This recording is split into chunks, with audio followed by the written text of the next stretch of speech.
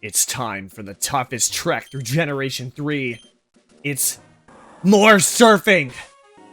IGN wasn't kidding when they used too much water as an excuse to give it a 7.8.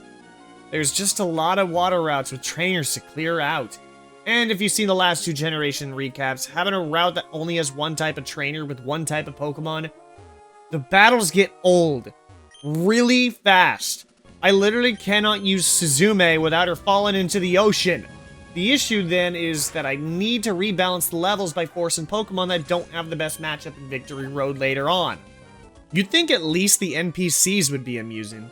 I haven't even seen any that's given me a smirk still. This lady has a dirtbag of a boyfriend, to which I understand from my own in-game dirtbag dad. Even the dudes are full of themselves. Chiseled abs? In what reality does this look like having abs? For fuck's sake. At least the abandoned ship is here, so I don't have to deal with a revolving door of water types. Right. It's still a boat. Let me just get Ice Beam and get the hell out of here. No, that's trash. That's bright and shiny trash. That's Thrash. He's a cool guy that you should totally subscribe to. And that's this dude's vomit in here. Here's where Ice Beam is. Finally, we can abandon ship to Victory Road, right? Right? Yeah, the trick house. I forgot to clear this out too. But finally, we can head to Victory Road. You know what that means, right? More of the water! Water's everywhere now. How do I dry off? I'll just cut to the chase here. My levels are pretty on par with the trainers, so if I play my cards right, we can clear this cave pretty quick. It's not like we're gonna run into anything to slow us down, right? I can't see shit again! It's fine. It's not like anything else is gonna slow us down now. Right? Not only can I not see 5 feet in front of me, but also I can't attack without stepping on a rake in the process. Why do so many people in this damn cave have moves that confuse your Pokemon? If you have to rely on RNG to make a boss fight or a difficult stretch of the game harder, then you didn't plan it out right. Even when they don't use confusing moves, they move confusingly. The grass attack was right there, dude. Lochte would be floating upside down in the 7.8-foot water pool in here. Or did you also misclick a button in the dark?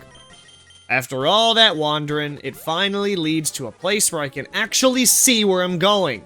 Lo and behold, Wally's been waiting for me. To which, I gotta say, they did their homework between the generations. My complaints of the shallow character depth in the prior generations have nothing to say about Generation 3's characters. It's more than just the champion and the rival this time. And that's the thing about a compelling story. You need deep characters to tell this story.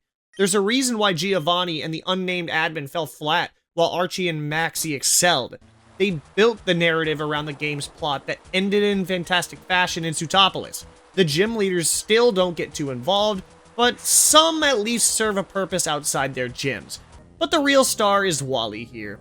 When we all originally played, we all expected May, or Brendan, to catch up to you here for one final battle before the Elite Four. But what we didn't expect was the once perceived weak novice trainer Wally to meet us instead, giving us this final showdown. We still swept him, but the growth and confidence by Wally showing up instead shows the development behind Wally himself. With all this in mind, a 7 out of 10 score for the characters is where I think it should stand.